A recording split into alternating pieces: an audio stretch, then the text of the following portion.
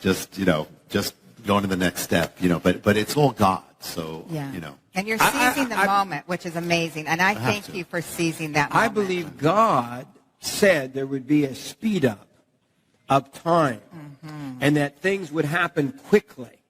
And I believe you're right in the middle of it. God has called you to sound the trumpet, to warn America, to warn the world, and yet you're on a fast track. You're in, how many miles do you think you've flown? I've lost track of miles. I've lost track of everything. I go to the airport. I don't even know what plane I'm going. I don't have time to look at the plane until they last minute say, okay, what airline? I just go to the thing and then I go to the next place. That's how it is. I don't have time to even think about it. But things are speeding up. I mean, things are speeding up in America. Yes. I mean, what's happening? Yes. Things are speeding up in the world. Yes. It is. We are at a critical moment. So, I don't believe I have a choice. I remember once when I left here, Morningside, and I went to they have a little airport where everybody waves as you go. Yes, Little Branson Airport. I love that airport. You feel guilty leaving because they're waving. They wave. They're sweet. Yes. I said, Lord, I'm given a heavy thing here. It's one of the first times I was here, and I just opened the Bible, and it's Son of Man, if you don't blow that trumpet, you're accountable. So we have to. We have to. Boy, that's critical. God has called Rabbi to sound that alarm. Yes. To warn the world, the harbinger. 9/11. I knew after 9/11. I knew 9/11 wasn't, as you do, wasn't some ordinary event. We knew that something was being said to America. And God began to unveil it to you almost from the first moment, wasn't it? When I was praying, I was led immediately to that section of Isaiah that speaks of that first strike of warning on the land. And I knew that. I got that. And right after that, David Wilkerson then shared in New York City, said, this is the word from the Lord, and he shares the same chapter and Isaiah 9:10, which would become the whole decoder of the harbingers, without realizing, he didn't realize, the things hadn't happened yet. Then it was after that when I was in New York City at Ground Zero, and the Lord just transfixed my attention to this object and said, you have to seek this out. There is something you have to find here. And when I did, that began the harbinger. It just exploded, this mystery that blew me away first. And then it just kept getting bigger and bigger and bigger. That's how it began. And now we keep seeing new chapters of the harbinger. This is not of me. It has a life of its own, to where I look at it and I get blown away. And when people tell me, and I don't believe it, they're telling me, but this is here. But things that are in the book have come true. Even there's a date in the book where the thing came true on the date afterwards. There's a foreshadow that the president fulfilled afterwards, inscribing those words on the tower, and then finding out that we were actually, the whole harbinger went forth on the very land of the man who owned Ground Zero in ancient time. He had two lands. The other was the land of our building. Your church. Our church, Bethesda Jerusalem Center, is on his homeland, is on the place where he lived. The keeper of Ground Zero, in ancient, who dedicated it all to the Lord. And the before sign America. is the name of the man. The sign of the coming on our street. The street. Ryerson is the name of the keeper of Ground Zero. And then if you go to Ground Zero, you find the other name. They go together. Of that farm that was Ground Zero. I mean, it's the only land in the planet, the two lands that are linked together. It's Ground Zero and where the harbinger went forth. So the harbingers appeared in one of the lands, and the message came forth from the other. We had no idea. I mean, God is, and this is when the harbinger started, and we almost lost our build. We actually did lose our first building. It was like warfare. And the Lord brought us to this land. We had no idea until he revealed it. But he's in every detail. We only find out after. Yeah. You were in dismay, brother, because you were losing your church building. Yes. Your church left the building with nothing. As soon as I started sharing the harbinger, all hell came against the ministry. Yeah. It was like the enemy wanted to stop that message before it became what it became. And so what happened is that the town and the landlord decided they're going to destroy our building.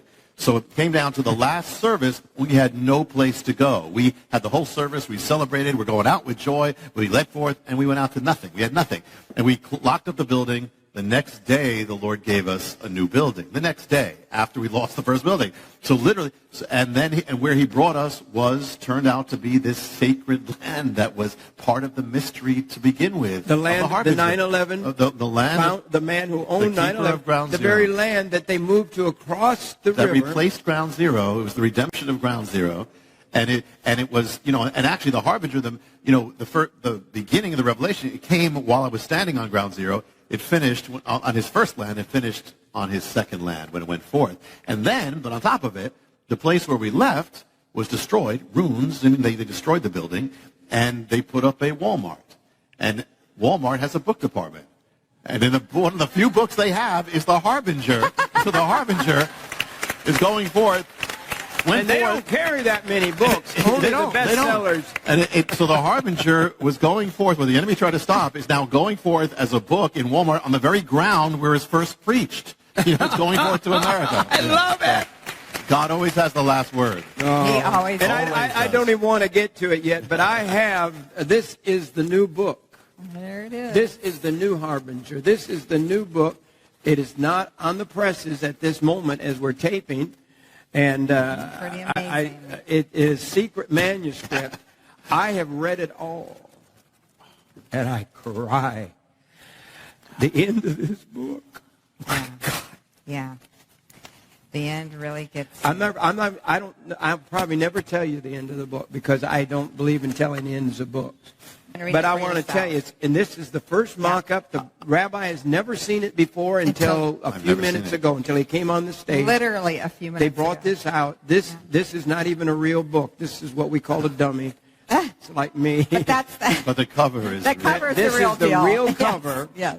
The real cover, because it hasn't even gone on the presses. It's just being pressed. It's just getting ready, isn't it? Yeah. This began, like many of things here.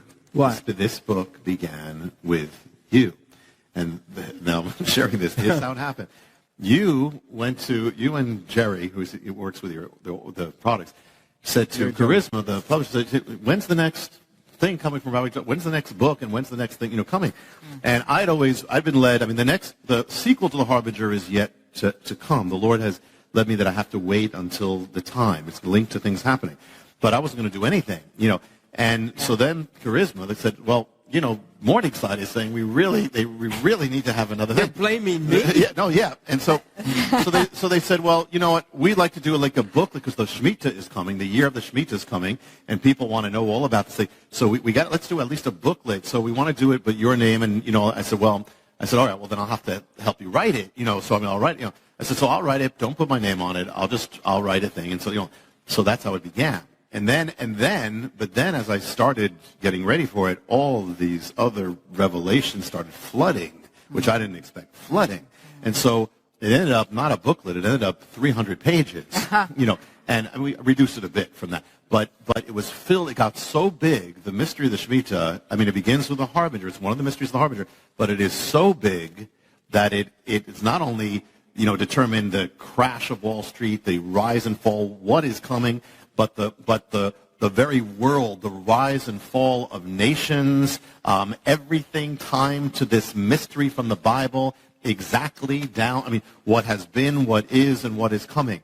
And so this just blew me away. And this happened during the busiest time of my life. So I wrote this mostly on planes, on trains, and hotel rooms. That's pretty much, by a miracle. And then, so it became, and I wasn't still going to put my name in. I said, you can have someone, you can do it from an editor or whatever.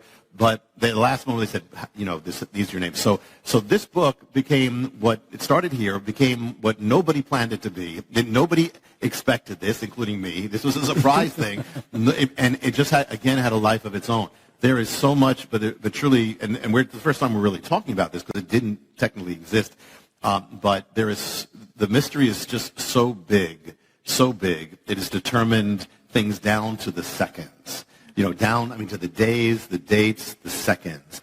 And it is coming. Another one is coming now. And it's getting more intense. And so I believe that the Lord wanted this out, as soon as possible. This is the guide to what the Shemitah year, where in a few months, really, we're entering a period of time, and you don't set dates. You make it very clear. I'm having a hard time not getting into this book because you see this where I marked it?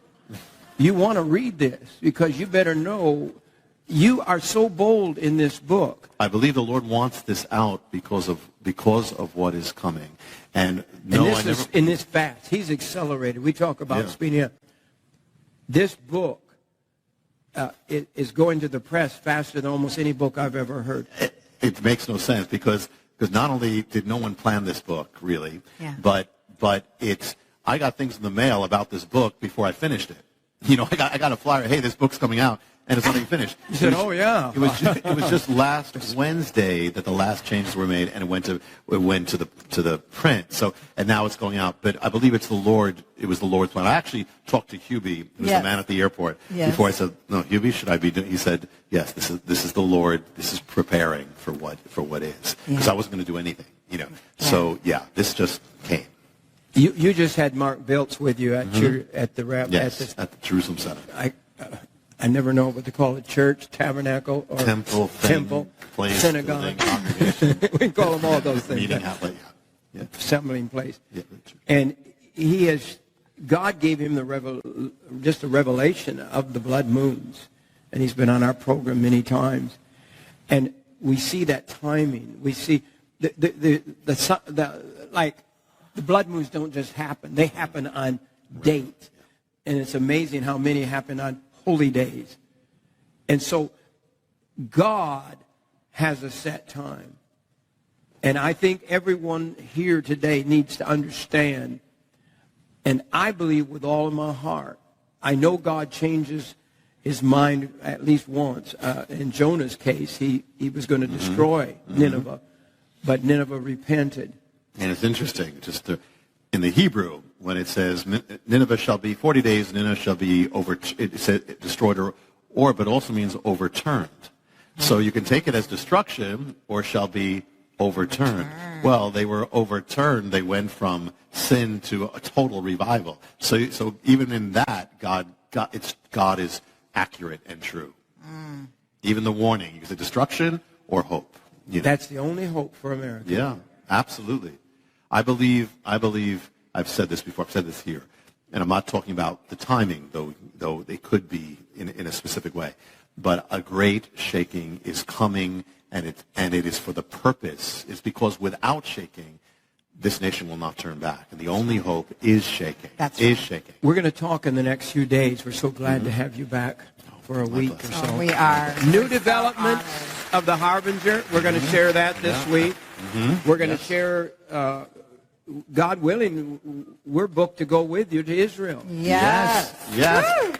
I can't believe Lori's never been to Israel. No, and we'll bring our cameras there. We'll originate program there. Yeah. It may be the coming of the Lord or something. I said, hey, I don't know. And if all hell breaks loose while we're there, I said, no better place for the Lord to take us than straight from the Holy Land. I'm ready to go if that's what happens. I just have to ask you about Israel. Everybody's talking about the Psalms 83 war. We know which is coming. We don't know when. But could you give us an update, Rabbi? Yeah, well, you go to Israel occasionally. I do, and I'll be there before the tour too. I have to go back and forth, but I'll kind of a spiritual part of this, or the underside of it. First of all, I mean, just to keep always our perspective. No matter who it is, no matter what their name is, no matter what the organization is, it's beyond them. This is the enemy. The enemy has tried to destroy the Jewish people for 4,000 years, last 2,000, try to wipe them out in the 20th century. The names keep changing. Hamas, Saddam Hussein, Joseph Stalin, Hitler. It's not based on them. This is a fallen angelic being who is dealing with that enemy that Israel is dealing with, and that is trying to wipe them out because he knows what's coming. So he's trying to wipe them out. But interesting, we just talked before about that one-year Bible, and then the thing that was appointed for 9/11, which was the Harbinger scripture. But also in every one-year Bible, appointed is another verse, which is Psalm 55, which speaks about destruction. This was appointed for 9/11, and everyone speaks about destruction in the city. And the word that they use for destruction or violence in the city is a word that's an amazing word because it means something in Hebrew and it means something in Arabic. And that word, which means violence or destruction, is the word in the Bible is the word Hamas. Oh. It's the word in the Bible is the word Hamas. In Arabic, it means fanaticism and zeal. In Hebrew, it means destruction and violence. And actually, I'll tell you, it also means, listen to what Hamas means in the Bible. It means damage, cruelty, oppression, unrighteousness, wrongdoing, falsehood, and to act violently. And let me just listen to this, and this is just, by the way, I didn't plan this except that I was told that, you were talking about this. So upstairs last night, I just looked in the Bible. So let me just share what's here. In the Bible, what it says about Hamas. Listen, the word Hamas. Okay. Psalm 25. Consider my enemies, for they are many, and they hate me with a Hamas hatred. Psalm 74:20. Think about the tunnels with Hamas. Think about this. Yes. The dark places of the earth are full of the dwelling places of Hamas. Oh, my. Okay, 2 Samuel 22, you saved me from Hamas. Psalm 11, but the wicked and he who loves Hamas, the Lord's soul hates. Isaiah 53, Messiah. Listen to this, but it says he had done no Hamas. He's the opposite of Hamas. He had done no violence. Ezekiel 7, Hamas has risen up into a rod of wickedness. Ezekiel 7, the land is full of crimes of blood and the city is full of Hamas. And let me give you one more. There's more. Actually, just take your time. No, This is incredible. This is Revelation. This is just last night. And the thing is that Obadiah speaks about Esau, the descendants of Esau. He says, it's your shame that you went against your brother Isaac. In other words, and many of the descendants of Esau are linked with these people, with many Arabic people, and they're wonderful. There are wonderful, God-loving Arabic people, but you have that as well. So it says that it's your shame that you went against Isaac. So listen to what it says here. It says this. It says, speaking about the descendants of Esau, for your Hamas against your brother Jacob, shame shall cover you. So it's talking about the descendants of Esau. It says your Hamas against them. And now listen to this, last one. This is a promise to Israel. Listen, Isaiah 60. For Hamas shall no more be heard in your land, nor the wasting of destruction in your borders. You'll call your walls salvation and your gates praise.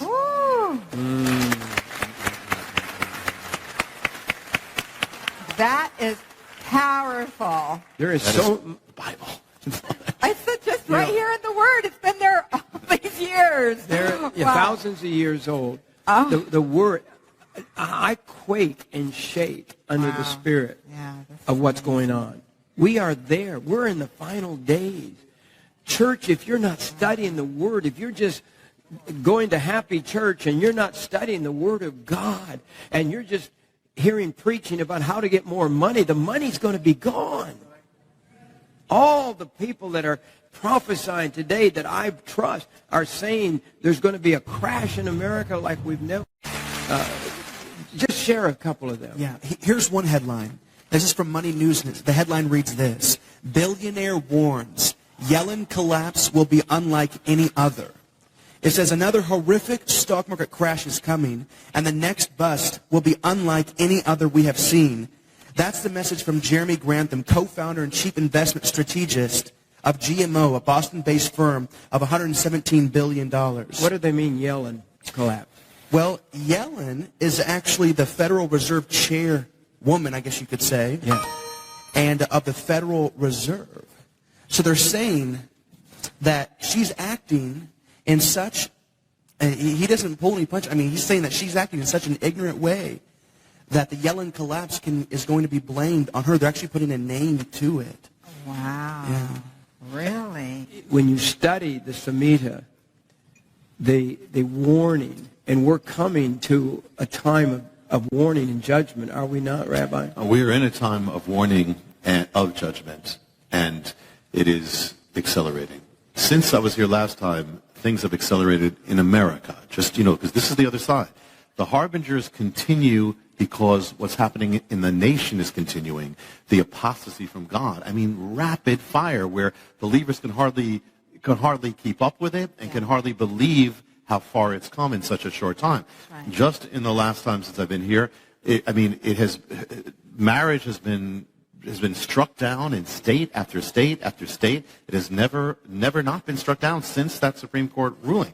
This was a tipping point. I believe, 2012 was a tipping point. It was the first time the president came against the biblical definition of marriage. It was the first time the majority did. And when you reach a tipping point, things accelerate. So things have accelerated since. You have the Supreme Court, you have this, and now, but it's getting to the point where, the Bible says, woe to those who call evil good and good evil. It goes together. So as much every time that evil is called good, there's another step of calling good evil and silencing believers. And ultimately, we are watching the beginnings of persecution in this land, where believers are made to be the villains, or always vilified, and where even the government is trying to force believers doing things like fund abortion, which never happened before, and to partake in what is immoral, or be punished. I mean, there was just a executive order that came out that ultimately the government will say, if you're a nonprofit or you're a religious group and you are not endorsing basically homosexuality, we will cut ourselves off from you. I mean, this is major stuff. And so we are watching these risks. So at the same time, the signs of judgment are increasing, just as in Israel's last days. That's why the signs of the harbinger have never stopped. That's why this is coming, and it's a kind of dangerous thing that these things are all converging. Even when you look at what Mark Biltz has said, that the period of the blood moons, it's a year and a half period, but most of that period is the Shemitah. And we're just in the beginning of the period. Yeah. Once we reach September, once we're in September now, this is the entire thing is together. It's all the Shemitah now. It's all happening at the same time, and it's all going to culminate at the peak climax of the Shemitah.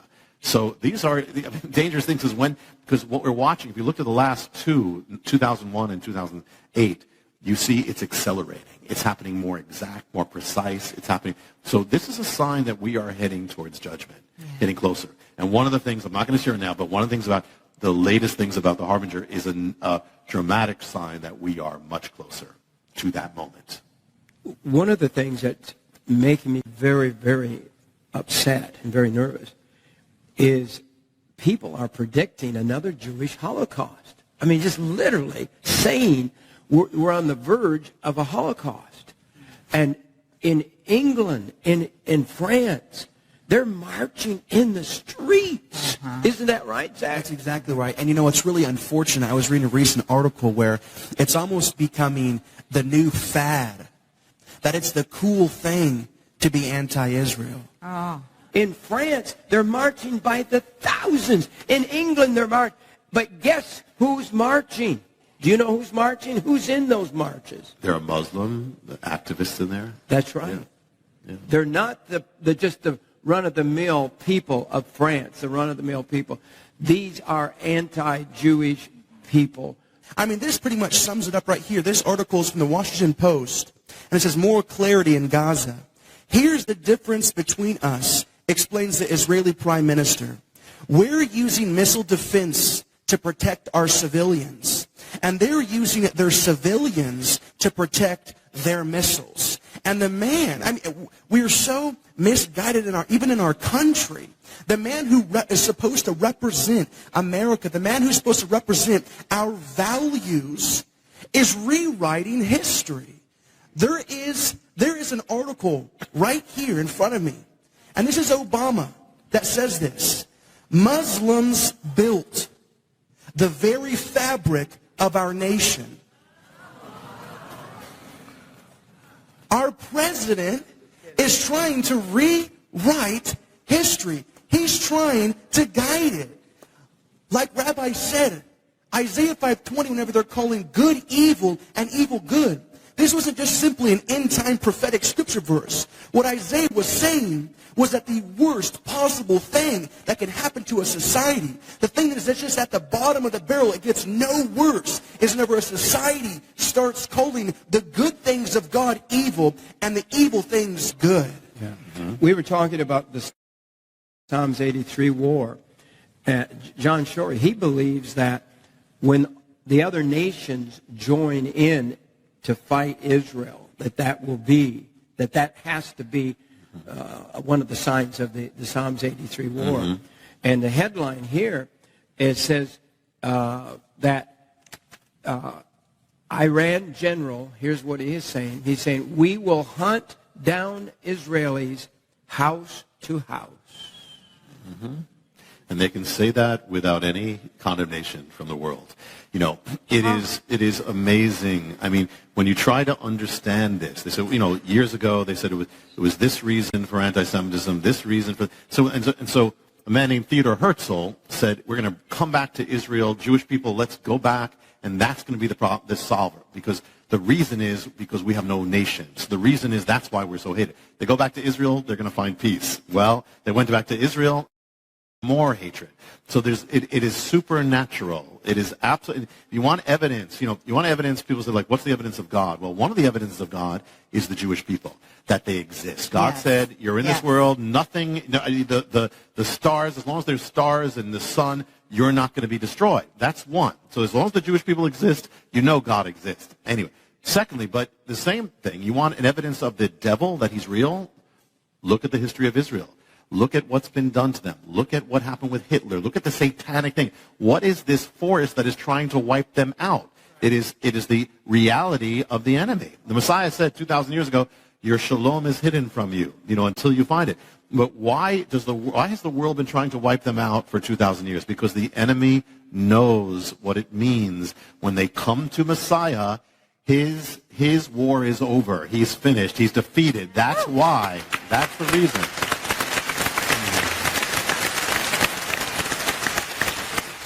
It's amazing, this warfare over Israel and Jerusalem. You go in the natural, Jerusalem, you got great cities. Jerusalem is a bunch of rocks, basically. It's in the natural, doesn't have anything that any major city has. It has nothing. And yet it's the most fought over city in the history of the world. The world has been trying to get, why?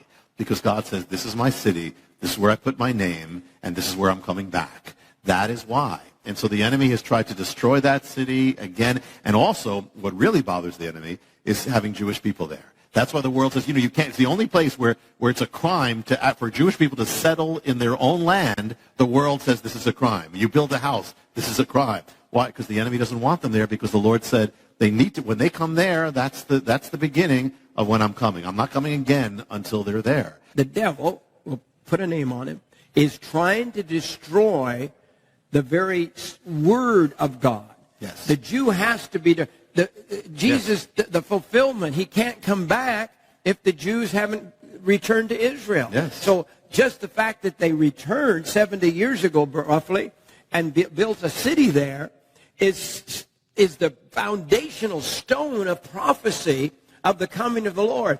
And now all of that is, I believe we're in that last generation. It's all happening. You can feel it, can't you? You know the King is coming. Yeah. You know the word. Yeah. You wouldn't be in this room if you didn't know that. But most of the church is not even looking at what God's doing. They're looking at how to get more money in their pocket, which is the love of money is the root of all evil. How could we be moving into another gospel when Jesus is about to return? It's happening. I believe we only have a short, as John Shorey puts it, a window of the Lord's return. I really believe we are in the day. I don't see how it could be much longer because of the times of the generation, because of all the fulfillment. The Jews have returned. The warfare that's going on. There's warfare. This is crazy. The warfare in the United States of America. We have turned our backs against God. We have mocked God. And God's not mocked. No. You have major things happening at once. You have America distancing itself from Israel in the last few years, number one. At the same time, America is rapidly turning against the ways of God, rapidly. And you wonder, how far could it go? Yeah. And how far will the Lord allow it? Yeah. So as you said, he is not mocked, and he won't, but he warns before, his heart is mercy. He warns before he judges. He calls for that reason. And even then, he's long-suffering. He holds back. But finally there comes a point where it can't be held back anymore. But he warns his people. And what I found is around the country, I found that most believers, if you ask them, they sense it already. they would tell you, yes, we believe something is coming. I mean, that's I've never had that before, where it's been that palpable, that there is something coming here. America is in danger of judgment. Never before.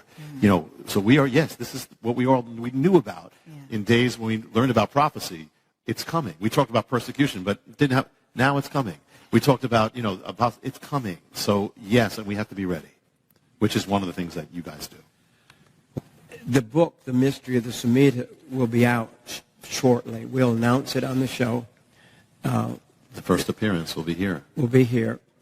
And we have, I call it, it's The Mystery of the Shemitah. This is the mystery copy I have in my hand, kindergarten level. Would you explain that? Yeah, Shemitah speaks of that, the seventh year of the Bible that most people don't know. They know the Sabbath day, but it was a Sabbath year. Every seventh year it was the Shemitah. The word can mean release. That's how people would know it. Remission or wiping away of debt. But the word also means the collapse, the fall, the shaking, or the overthrowing. So this thing is so filled, it has a whole prophetic realm, this Shemitah, that has not only affected the history of Israel, but has affected the history of America, is affecting and literally the nations, the world. This is not only America. This is the world. I mean, it has affected, it has determined world wars, global cataclysms. I cannot tell you just how big this thing is, but it is gigantic. And so this is God's exact timepiece that is linked. It can be blessing or it turns to judgment. And that's what we're dealing with right now.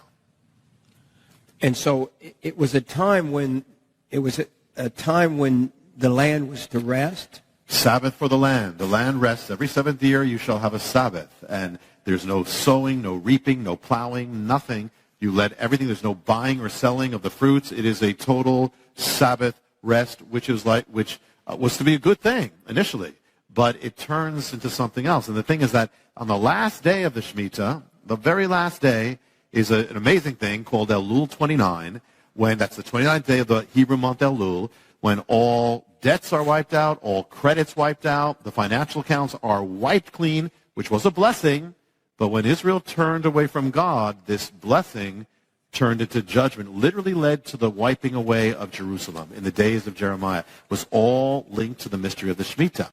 The Shemitah is really, the spiritual meaning is it's really saying that God is sovereign. You don't, you go after money, God is the one who owns the land. God is the one who has given you every blessing you have. God is the one who is king over all things. And so it was a humbling, the Shemitah humbles the pride of man. The Shemitah reminds man or a nation that its blessings all come from God. And if you put God out of the picture, your blessings are going to fall. Oh, boy.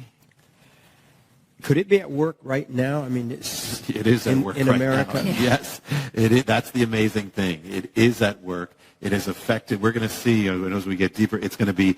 It has affected. It lies behind not only in the Harbinger. You read about really the most dramatic thing, the last things that happened, which was what happened in 2001 and 2008, which we'll touch on.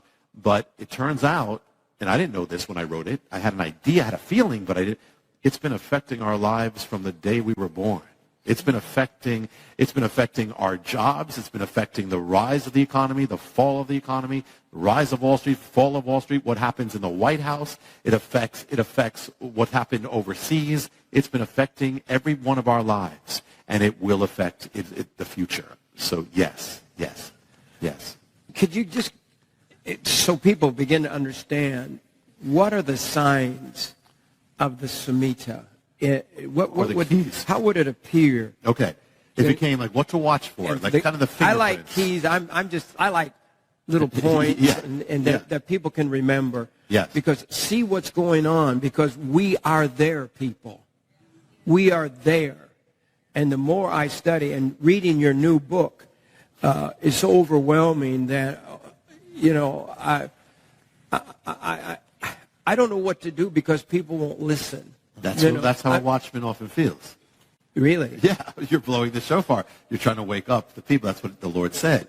But once you blow the shofar, you're not responsible whether they wake up or not, or whether they're going to say yes or no. Our charge is to blow the shofar. No matter what, blow the shofar.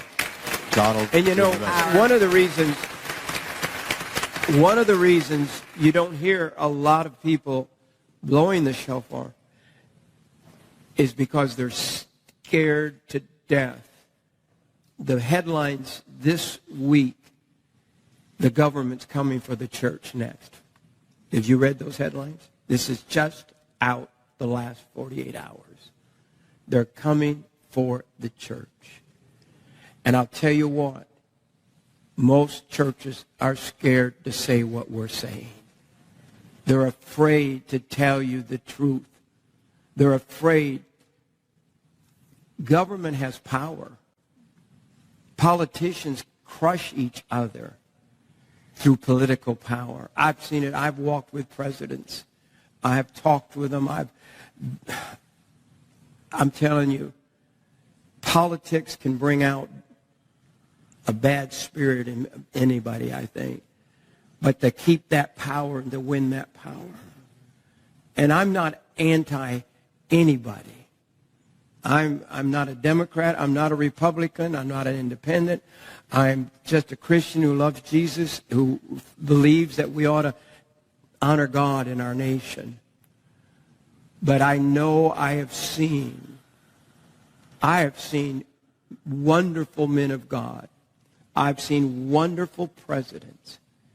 I have seen wonderful presidents sell their friends for political power. Power is corrupting.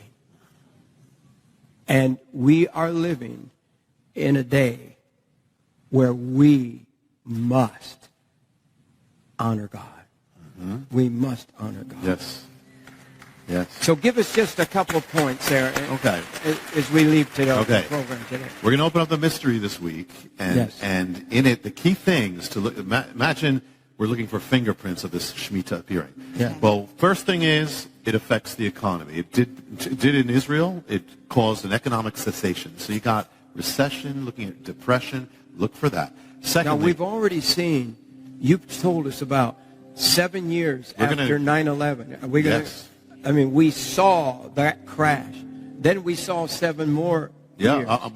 Well, you're going to see that it's even beyond that. Beyond that now. It's beyond that. That's what the other key. Yeah, the other key is the 7-year cycle.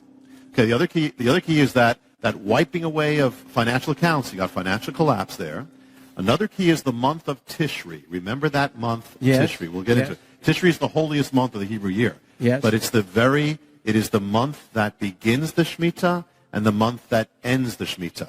It's the month that comes right after that moment of wipeout. So it's the month that manifests that wipeout, all the effects of that wipeout financially.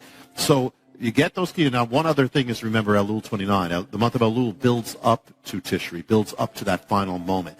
Now, with that final wipeout always happens when the sun goes down. But when the sun sets, all debts are wiped out. So These are some keys. Now, once you have the keys, we're going to see this thing manifest amazingly. I mean, amazingly. We're going to see things really that Nobel laureates in economics don't know because they don't read the Bible. We're going to see things that the heads of Wall Street don't know because most of them don't read the Bible. Yeah. But God wants us to know. Yes, he does. You mentioned the headline a few minutes ago. A billionaire, one of the richest men in the world. Yeah. He is predicting a collapse. And here's what he says is coming, the financial collapse. He says it will be unlike any other. Something big is going to happen. We have the billboards of God called the sun and the moon, declaring in the blood moons on the holy days. It's all shaking to me. It's all startling. I mean, I've been a Christian since a little boy. Donna and I, my sister's here in the front row, but we grew up in church. We didn't have pews. We had benches. But we've grown up. We've heard about this. We've heard it preached. We've heard the prophecy preached. And here we are living in it. I just shake with it. I mean, the Spirit of God. I was thinking about God last night, and it was like I had a dream of God or a vision or something of God, and that God was excited. Can you imagine God? I don't know. I could be all wet. I don't know. No, it's in the Bible. It's in the Bible. God was excited because everything that he has built towards the sending of his son, all of it, he's about to see the great conclusion of all of mankind, of the Son of God's death, why he came, the Jews returning, the resurrection, the great moment, the greatest, if it was a play on stage of history, is on stage now. Yeah.